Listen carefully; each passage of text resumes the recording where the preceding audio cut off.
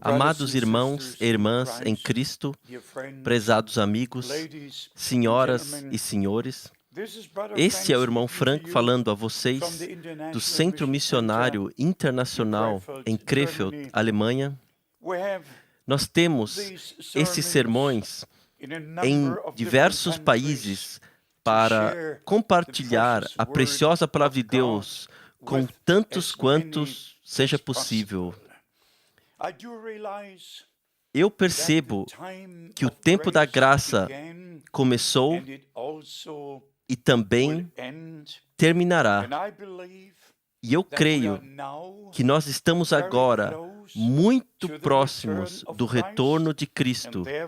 E por isto se tornou nosso tema principal. Nós pregamos e nós ensinamos sobre a segunda vinda de Cristo, sobre o chamado para fora, o tempo de preparação, alinhar-se com Deus e com a sua palavra e retornar ao modelo verdadeiro, bíblico e ensinamentos como foi no princípio. Em Titus, o primeiro capítulo, nós lemos no primeiro e no segundo versículo, Paulo, servo de Deus e apóstolo de Jesus Cristo, segundo a fé dos eleitos de Deus e o conhecimento da verdade, que é segundo a piedade, em esperança da vida eterna, a qual Deus, que não pode mentir, prometeu antes dos tempos dos séculos. Eu disse isto muitas vezes. Você somente pode viver eternamente se você tiver vida eterna. Não há absolutamente nenhuma escritura que diria que o homem tem uma alma que jamais morrerá. A Santa Escritura diz: a alma que pecar, essa morrerá. E se temos vida eterna sem salvação, então, por que Cristo viria? Por que Ele derramaria o seu sangue? Assim, amigos, a Santa Escritura declara em 1 João, capítulo 5, 11 e 12, quem tem o Filho tem a vida. Quem não tem o Filho de Deus não tem a vida. Assim, amigos, nós temos que encarar a realidade e reconhecer a palavra de Deus como sendo verdadeira em todos os aspectos. Nós podemos compartilhar com vocês muitas escrituras, como João, capítulo 17, falando sobre a vida eterna, sobre o Senhor.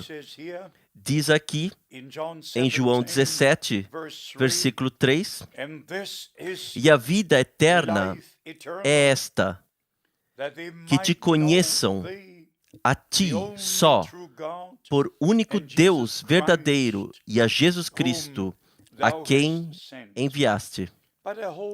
Mas eu espero que compreendamos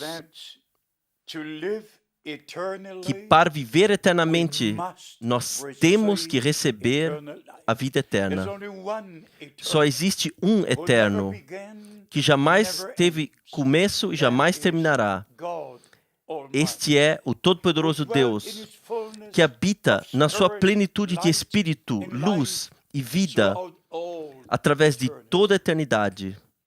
1 Timóteo, capítulo 1, versículo 17, 1 Timóteo 6, versículo 16, que não pode ser visto por ninguém, mas habita em sua luz. No começo, ele saiu da eternidade para o tempo, e por isto a Bíblia fala do princípio.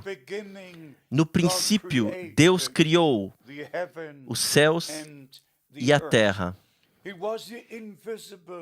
Ele foi o invisível, se tornando visível, tomando uma forma que podia ser vista e que podia ser ouvida. Meus amados amigos, eu creio neste Deus único. Eu creio que há somente um Deus. Ele pode ser e é o Criador, Ele é o Rei, Ele é o Salvador, Ele é o Juiz. E no Velho Testamento, até se você for a Êxodo, capítulo 2, 3, 4, 5, 6, Ele revelou a si mesmo em uma experiência sobrenatural como o anjo do Senhor, como Senhor, como Deus. E se você passar pelo Velho Testamento, homens de Deus tiveram experiências, como em Gênesis 18, o Senhor e 2 anjos vieram para visitar Abraão, sentando-se, comendo com Abraão, debaixo dos carvalhais de Manre. Meus amados amigos, através do Velho Testamento, Deus deixou-se conhecer, mas não havia se revelado ainda como Pai, Filho e Espírito Santo. Sequer uma vez, através do período de 4.000 anos, ninguém sobre a terra direcionou-se a Deus no céu como Pai Celestial. Sequer uma vez. Sequer uma vez, durante os 4.000 anos, alguém falou sobre um Filho de Deus. Isto era totalmente impossível, porque Deus ainda não havia revelado a si mesmo como Pai no céu e em seu Filho unigênito aqui na terra, mas acima de 6.000 vezes, através do Velho Testamento, Ele revelou a si mesmo como Elohim, Javé, Deus, o Senhor, falando desde o princípio. Mas então Ele fez promessas. Ele fez promessas através do Velho Testamento, de acordo com seu plano de redenção. A primeira promessa está em Gênesis 3:15, que a semente de Deus viria sobre a mulher para esmagar a cabeça da serpente e nos libertar. E se você for a todas as outras promessas, Isaías, capítulo 7, 14, eis que a virgem conceberá, Salmo 2, versículo 7, eu hoje te gerei. Segundo Samuel, capítulo 7, versículo 14, eu lhe serei por pai, e ele me será por filho. Todas essas promessas, através do Velho Testamento, diretamente a Salmo 110. Amigos, a Escritura do Salmo 110 foi mencionada 16 vezes no Novo Testamento. 16 vezes. E amigos, eu sou tão grato sempre ao Todo-Poderoso Deus que os escritores do Novo Testamento voltaram ao Velho Testamento e mostraram como as promessas foram cumpridas e como o plano de salvação de Deus se tornou uma realidade. Assim, no começo do Novo Testamento, algo muito especial aconteceu. O Espírito Santo veio sobre Maria. E como você sabe, em Mateus e em Lucas, especialmente, o que o anjo Gabriel disse e como as coisas aconteceram, descerá sobre ti o Espírito Santo, e a virtude do Altíssimo te cobrirá com a sua sombra. Por isso, também o santo que de ti há de nascer será chamado Filho de Deus. O que Deus estava fazendo? Ele manifestou a si mesmo em uma forma visível, em um corpo de carne. A palavra se tornou carne e habitou entre nós. Mas, amigos, se você for a João capítulo 1, e se você olhar no dicionário, então encontrará a palavra hebraica dabar. Tem que haver um que fala antes de você ter a palavra. Alguém tem que expressá-la. E assim nós compreendemos. Nosso Senhor foi aquele que falou e chamou todas as coisas à existência. Você simplesmente continua a ler em João, capítulo 1. Todas as coisas foram feitas por Ele e através dele e para Ele. Assim, não é somente a palavra. Ele que falou a palavra pessoalmente esteve conosco, que podia dizer, eu sou. Antes de Abraão ser, eu sou. Aquele que falou no princípio. Assim, prezados amigos, nós escrevemos um número de livros, e nós não podemos compartilhar todas essas coisas em alguns minutos, mas eu quero que você compreenda. Nesse tempo, Deus nos traz de volta a sua santa palavra, para que nós possamos ordenar o Velho Testamento, o Novo Testamento, que possamos ver o plano de salvação de Deus muito claramente. Em Cristo, o Filho de Deus, nós fomos colocados como filhos e filhas de Deus. Por isso, foi necessário que o Senhor da Glória viesse em um corpo de carne, porque todos nós pecamos. Adão e Eva pecaram em um corpo de carne. Desde o princípio, cada pessoa nascida nesse mundo foi nascida no pecado original. E todos nós estamos perdidos. E por isto o Senhor, Ele mesmo, teve que vir. E amigos, por favor, estejam atentos. Quando a Santa Escritura diz, Senhor, deixe Senhor. Se está escrito Filho, deixe Filho.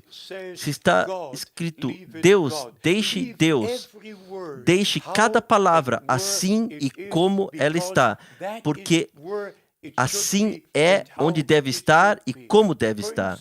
Por exemplo, em Lucas capítulo 2, versículo 11, nós lemos, pois na cidade de Davi nos nasceu hoje o Salvador, que é Cristo, o Senhor. O Senhor. Aqui não está escrito filho, porque ele foi nascido como filho, mas o filho foi o Senhor ele mesmo manifestado em um corpo de carne. Isso nós temos que compreender. Por isto, quando a Escritura diz em 1 Coríntios, capítulo 12, ninguém pode dizer que Jesus é o Senhor, senão pelo Espírito Santo. Nós compreendemos. Por que Senhor? Por que Filho? Por que primogênito? Por que todas essas descrições? E amigos, o tempo chegou onde nós temos que ordenar todas as coisas na conexão correta e da forma correta, de acordo com o plano de salvação. Como eu disse em meu último sermão, desde o terceiro século, tudo foi mudado. E para ser honesto, na igreja que surgiu no Império Romano, sequer um ensinamento bíblico foi deixado da forma como era.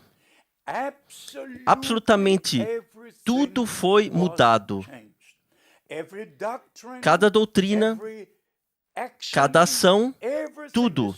Não há nada, absolutamente nada na igreja que veio a existir no Império Romano desde os dias de Constantino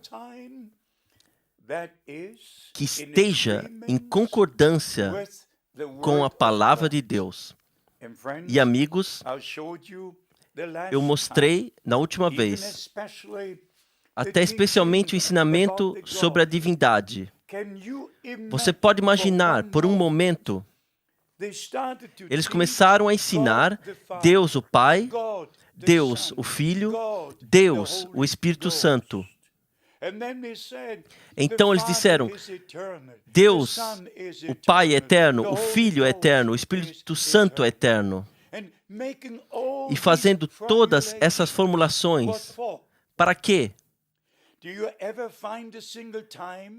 Você já encontrou alguma vez o termo Filho Eterno? Sequer uma vez.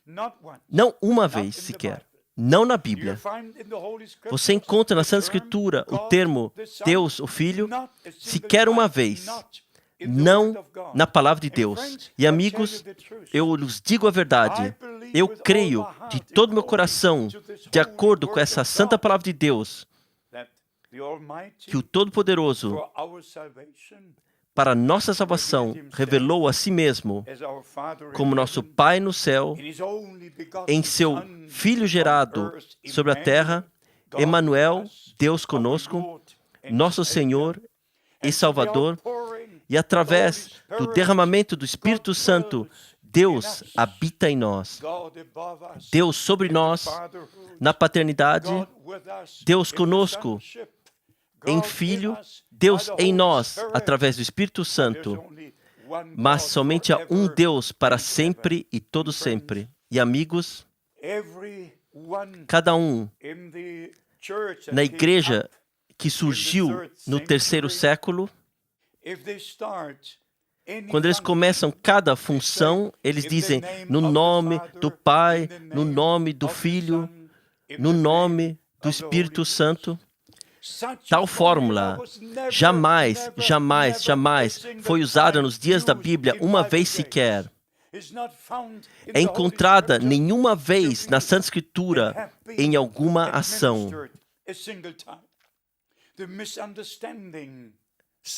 O engano que Satanás colocou sobre essas pessoas, especialmente no Concílio de Nicéia, foi sobre Mateus 28, 19, mas em Mateus 28, 19, Nosso Senhor falou sobre o nome.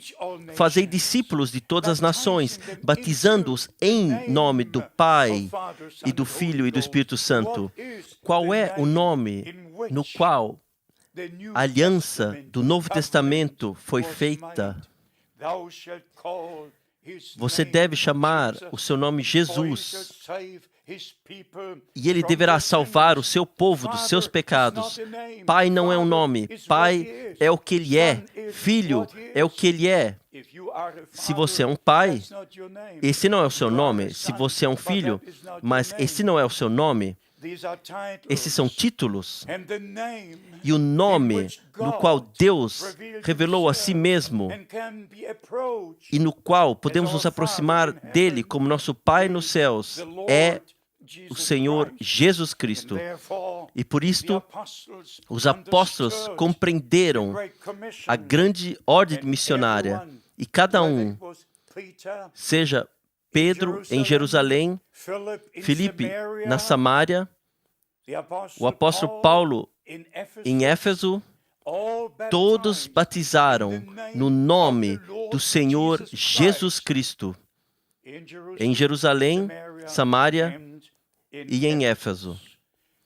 Meus amados amigos, esse é o tempo de Deus para o povo de Deus, para retornar aos ensinamentos verdadeiros, para sair do cativeiro babilônico. E amigos, eu estou perguntando a vocês em sinceridade, você permanecerá naquilo que foi decidido que deveria ser crido no concílio de Nicéia? Você crerá o que Atanásio, o que Tertuliano, o que Eusébio, o que todos esses homens que não conheciam a Deus pessoalmente, que não experimentaram o Senhor como seu Salvador pessoal, mas aceitaram a cristandade como uma religião, você irá crer no fim todos esses ensinamentos e práticas? Não, não eu. Jamais. Eu tenho que crer de todo meu coração no que o apóstolo Pedro, Tiago, João, o que o apóstolo Paulo pregou, ensinou e praticou. Amados irmãos e irmãs, eu sei, esse é um curto-circuito.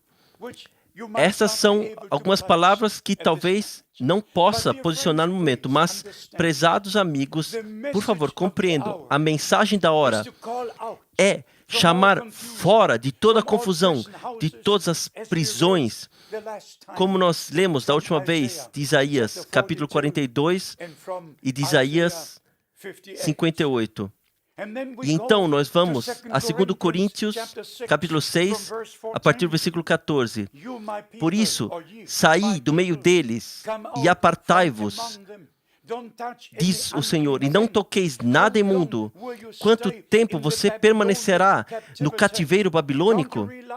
Você não percebe que agora todas as igrejas protestantes estão voltando a Roma e todos estão sendo unificados abaixo de Roma e todas as religiões estão se ajuntando?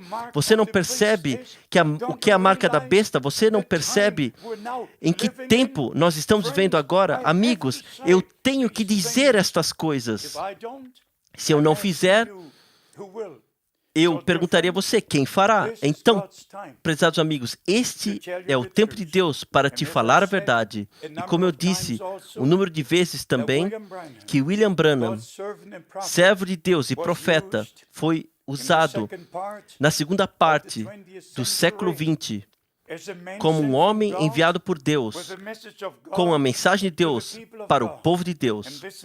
E essa mensagem dos verdadeiros ensinamentos evangelístico, profético e também as doutrinas verdadeiras encontradas na Santa Escritura têm que agora serem estabelecidas no corpo de Cristo.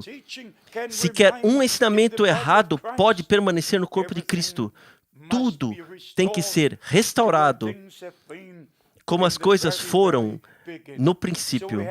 Assim, nós temos a promessa em João 14, onde o nosso Senhor disse, e quando eu for e vos preparar lugar, virei outra vez e vos levarei para mim mesmo, para que onde eu estiver, estejais vós também. E nós também lemos a promessa de Hebreus, capítulo 9, o último versículo. Primeiro, nosso Senhor veio para nos redimir. A segunda vez, Ele virá para levar os redimidos para o lar. E então, nós lemos em Apocalipse 19 sobre a ceia das bodas do Cordeiro. E nós lemos em Mateus 25, versículo 10, e as que estavam preparadas entraram com ele para as bodas, e fechou-se a porta. Eu quero que você esteja pronto, e eu penso de fato isso seriamente. Eu estou no ministério já acima de 50 anos. Eu de fato penso isso seriamente. Por favor, leve a palavra de Deus a sério. E que o Senhor possa ter falado a você. Procure nas Escrituras e tenha confirmado o que nós estamos ensinando e praticando. Este é o último chamado, na última era da igreja. Por favor, ouça o que o Espírito tem a dizer às igrejas. Deus te abençoe, esteja convosco. E mais uma vez, nós escrevemos um número de brochuras e pequenos livros com temas bíblicos. Se você deseja recebê-los, por favor, escreva. Eles são sem custo nenhum. Estão traduzidos em muitas línguas. assim, para que o povo de Deus ao redor do globo possam estar informados do que Deus está fazendo exatamente agora. Seja abençoado no precioso nome de Jesus Cristo, nosso Senhor. Amém.